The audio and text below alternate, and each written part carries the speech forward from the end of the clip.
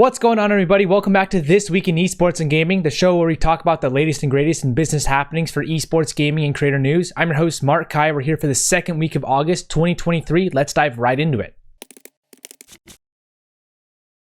For our first top three story, we have a lot of gaming quarterly earnings reports that came out, recently, maybe not this exact week, but recently at the very least. So I want to just go over them. I reported on this earlier this week, so we're just kind of rehash this essentially, but it's a lot of information, so let's dive into it. For first, Square Enix, they reported revenues of $602 million, which is up 14% year over year. Their operating profit is $21.6 million, which is down 79% year over year. And the insight here is that their digital entertainment sales increased 16.4% in Q2 of 2023, with Final Fantasy 16 contributing to the sales increase. Take-Two Interactive, their net bookings was $1.2 billion, up 20% year over year. The net loss was $206 million, which was also up 98% year over year. That's huge here for their net loss, or increase at least. The company has released 3 new games of Marvel's Midnight Suns, Lego 2K Drive, and After Us since April 1st, and they plan on releasing at least 2 more new ones before the end of 2023, as well as more games in 2024 as well. Obviously, Take-Two Interactive has lots of different studios under them. Krafton, meanwhile, the revenue is $294 million, which is down 9% year over year, and their net profit is $97.6 million, which is down 34% year over year. Still pretty good for them with the company their size. And the insight here is Krafton plans on launching over 24 new games over the next 3 years, in addition to their investment in the PUBG franchise across all different platforms. So really impressive from them. Playtika, their revenue is $642.8 million, which is down 2.5% year over year, and their net income is $75.7 million, which is up 108% year over year. That's a huge net increase. Insight here is that Playtika seems to be focusing on acquiring already existing and successful franchises in the short term, rather than investing into long-term spending on development for the future. So that's just a neat little thing there. And then Nintendo here, their revenue is $3.2 billion, which is up 50% year over year. Their operating profit, $1.29 billion, which is up 82% year over year. Their insight here is that the Super Mario Bros. Movie, along with Legend of Zelda, Tears of the Kingdom, and Mario Kart 8 Deluxe, that bolstered their extremely successful quarter from Nintendo here. So obviously revenue and net profit are not the only metrics that matter,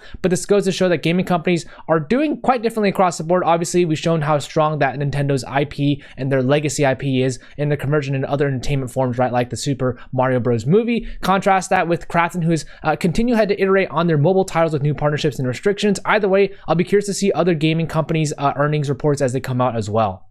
Newzoo has released their latest global gaming report here. This is the latest version of their global games market report for 2023, and some insights from Tom Widgman and the broader Newzoo team. I just want to share them with you here. I know I already covered this in the past as well, but pretty insightful stuff if you haven't seen it already. The total games market reach will be $187.7 billion, with Asia still holding strong at about 46% of the total revenue, and the Middle East Africa region growing the fastest at 6.9% year over year. So Middle East Africa, definitely a region to watch out for in the gaming industry. Console games will see a resurgence with a 7.4% growth year over year to $56.1 billion, and growth markets like Asia, LATAM, and the Middle East and Africa will combine for over 2.69 billion of the 3.38 billion total player count worldwide. We all think that Americas and Europe are the biggest markets. Oftentimes that's what we think of. Asia's obviously huge, but LATAM and Middle East and Africa, they're growing with player count as well. And there will be an estimated 3.79 billion gamers by 2026, which is a 4.3% compound annual growth rate from 2021 to 2026. Additionally, some trends that Newzoo predicts will affect the industry moving forward. The PC and console live services boom is already here, but whether it'll be actually sustainable for the future, that's yet to be seen here. Generative AI will present many opportunities and challenges for all stages of the game development process.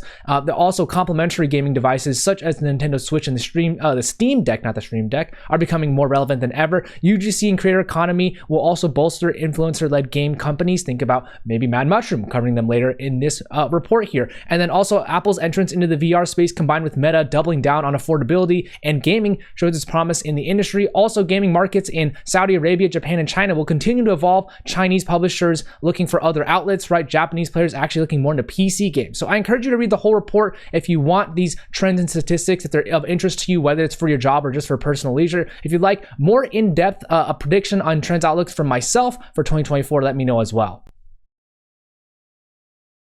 And for our last top 3 story, China's gaming restrictions are seemingly ineffective as per research done by quite a few folks here. So China's relationship with video games is pretty interesting, right? You know, they've been more lax on game publishers lately, but they've expanded their limitations on how much players under the age of 18 can play. They started that in 2019. They changed it in 2021, right? In 2019, if you were under 18, you could only play 1.5 hours daily and no more than 3 hours on holidays. They made it even worse in 2021 as far as if you want to play more.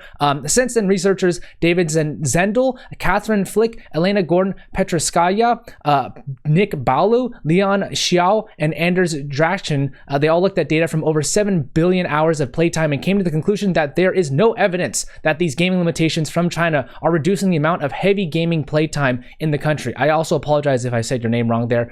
The research states that the initial analysis of the odds of any randomly selected Chinese player's profile weekly play being heavy found no practical significant difference in heavy play between any week before or after the regulation was put into effect, which basically means that this had nothing to do with their how much people play for a long period of time. Heavy gaming basically was defined as 4 hours per day, 6 days per week in game. That's 24 hours per week. That's a whole day, essentially, over the 7-day week. Now, let me just take a caveat saying if you probably played that much before a restriction, I don't think a restriction is going to stop you. You probably already play the games so much that like nothing's going to stop you really at that point. You're going to do whatever you can to play a game at that point. But either way, this is still an interesting study. The research has been seen from 3 peers in the space and mentions 2 key limitations: that the dataset is pre-anonymized and contains no information about the age of gamers in question, as well as how it only focuses on Unity and no other game dev engines. That being said, individuals appeared 1.14 times more likely to engage in heavy play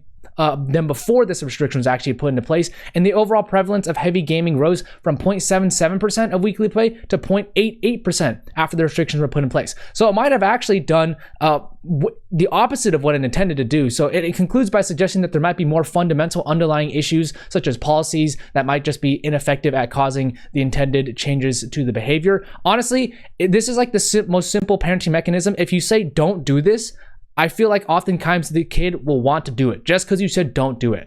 And so while I understand the Chinese government's thought process behind not having their kids addicted to video games, they might want to do something like make not playing video games more enticing, like make doing something else more enticing. Maybe don't take it away, but just be like, there's other cool things out there. Go like outside, I don't know, touch grass, something else. As far as partnerships go, ESL Faceit Group partnered with Kraft, and Faceit will now offer PUBG Mobile esports tournaments, starting with the PUBG Mobile Challenger Cup later in August, as well as daily cups that award Faceit points to players. This marks Faceit's expansion into the Battle Royale competitive space for its players. Team 7am partnered with Cherry Extrafy. There's not much been revealed here, but it seems that this British esports organization will utilize Cherry Extrafy's equipment with a jersey sponsor included at the very least, and I assume more content collaboration will come as a result of this as well. Team Flash partnered with the Haiphong Football Club. The 2 parties signed an MOU stating that they'll work on a variety of collaborations together, and Haiphong FC will try to increase its brand awareness among a younger Vietnamese population. So the esports orgs really are still pushing that narrative of young esports fans, which is honestly probably still true. They'll advise the club on its existing esports strategy alongside making a FIFA Online 4 roster for the next season. Tier 1 Entertainment partnered with Team Lunatics. Tier 1 Entertainment's esports org Blacklist International will partner with Team Lunatics to form a new roster for the upcoming season of MLBB's Development League. Team Lunatics also revealed that they'll be moving their operations from Malaysia to the Philippines. Lions Creed have partnered with a fintech company, Plutus. The 6-figure partnership will enable Lions Creed to launch a good amount of projects and tournaments, and while the partnership details haven't been revealed yet, it's known that the deal is fostered by Media Exchange Group. Razer partnered with AD Gaming, an initiative by 2454 Abu Dhabi. Razer will work to help create a gaming venue called Gaming Zone on AD Gaming's headquarters, which will have Razer products everywhere. And Razer will also provide discounts to game devs that are part of the AD Gaming initiative. Riot Games partners with Yum Brands and Junta de Andalucia. For Yum Brands, Pizza Hut China will be a partner for Riot for League of Legends esports in the summer and will only be featured in mainland China. Curious to see what this partnership will actually entail. And for the Junta de Andalucia partnership, the regional Spanish government will promote the region of Andalucia during the season-end Valorant event, courtesy of their tourism, culture, and sports department. And the region is currently home to Giants Gaming, which makes sense since they're already participating and collaborating here. Kick partnered with Everton Football Club. Kick's logo will be on Everton's football jersey sleeves from the men's senior team as well as the women and under-21s teams as well. They will be an official streaming and sleeve partner for Everton, so evidently they're trying to target a different demographic as this comes after their Alfa Romeo F1 team esports partnership as well. As far as finance and M&A goes, Astralis have passed a vote to delist from the Nasdaq First North Growth Market Denmark. The vote took place at an extraordinary general meeting of shareholders and comes as a company's stock price continues to sink here. They will issue an announcement when it's done delisting. Its application has been submitted, which we might see in phase 2 in the future. Who knows? Krafton are going to invest $150 million into Indian companies over the next 2 to 3 years, and they will focus on new startups and existing companies in esports, gaming, multimedia, entertainment, content creation, and more. And this comes after their $140 that they've invested, or $140 million that they've invested into 11 Indian companies such as Nodman Gaming, Nautilus Mobile, and more over the past 3 years. Telltale Games has acquired the video tech firm Flavorworks. While no figures have been revealed yet, Zach Slater, the current CEO of Flavorworks, will become the managing director for Telltale Games in Europe, and Flavorworks now focuses its studio on mobile and will maximize the value of their touch video game engine. As far as workforce changes go, Stuart Brown has been promoted to the head of esports operations and player engagement at Fnatic. He's been with Fnatic for 2 years now and was promoted from his role as esports operations lead before. He was previously with the Football Association for over 12 years and was the team lead manager for the England's senior team. He holds a bachelor's in sports science and management from Loughborough University.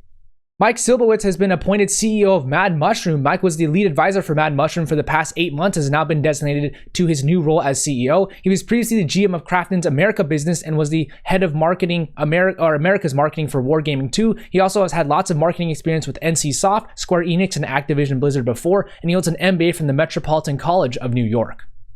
Alexander Dumont joins KRC Genk as an esports coordinator. Alexander has been an esports coordinator for Hodge School PXL, building out the PXL esports program, and he's also done creative for Galaxy Racer, Diffuse Kids, Red Reserve, and other esports orgs in the past. He holds a bachelor's degree in graphics design and commercial art from Hodge School PXL. Hawk Nelson has been promoted to Director of Business Development at NRG Esports. He's a good buddy of mine and has been with NRG for over 2.5 years now, so keep it up, Hawk. Before that, he was doing sales and partnerships before, so it's a pretty large move up, and before that, he was an assistant account executive for esports at Kemper Lesnick. He holds a bachelor's in marketing from DePaul University. Eduardo Garcia Riano has joined GG Tech Entertainment as the Chief Product Officer. Eduardo spent the last 8 years at Amazon and was the head of worldwide global gaming sponsorships for the advertising team at the company. He oversaw EU retail gaming and esports strategy before that as well. And before Amazon, he was the head of project management at Aeronova Aerospace in Spain, so he had quite a unique career. He holds a master's in aerospace engineering from the Polytechnic University of Madrid. Gary Rowe joined Supermassive Games as the Chief Publishing Officer. Gary is most recently Chief Content Officer at Curve Games and spent time at Green Man Gaming doing publishing as well. He was an SVP at Sega and was a VP at Codemasters as well, overseeing lots of business units, so he's a veteran of the space evidently, and he holds a bachelor's in history and politics from the University of Kent. Jamil Moladina has joined InWorld AI as the VP of Partnerships. Jamil has lots of experience in the tech space as he was most recently the VP of Games Partnerships and Media at Lamina One for a year, and he was the CEO of dev company Hexagram for a bit and spent time at EA, Funzio, and Google in the past in a variety of roles as well, some creative. He holds a JD from the Boston University School of Law. Ahmed Sharif has joined Sansoft Games as a CTO. Ahmed has extensive technical experience as he was most recently the head of AR, VR, and metaverse automation and platform engineering at Meta. He also spent time at EA and Criterion Games as a technical director in the past too, and has had lots of engineering experience as well. He holds a bachelor's in computer games technology from Abertay University. As far as new stuff goes, the US Supreme Court has sided with Apple in the ongoing Epic Games versus Apple case. The Supreme Court essentially declined to let a federal judge injunction take effect that could force Apple to change their payment practices in its App Store, which means that Apple might not have to change any of their payment practices given this whole kind of debacle with Epic Games. Apple told the Ninth Circuit Court that this was initially run through, that the undisputed evidence establishes that the injunction will limit Apple's ability to protect users from fraud, scams, malware, spyware, and objectionable content, which is honestly a pretty good reason from Apple. G1 have announced their new HQ facility in Texas. This will be a 25.5 thousand square foot facility in Austin, which will be used for G1 and other companies owned by Kenny Vaccaro, who's the CEO of G1. They will have operating spaces for all the companies, and the spaces will be modular depending on the requirements for any specific activation or event.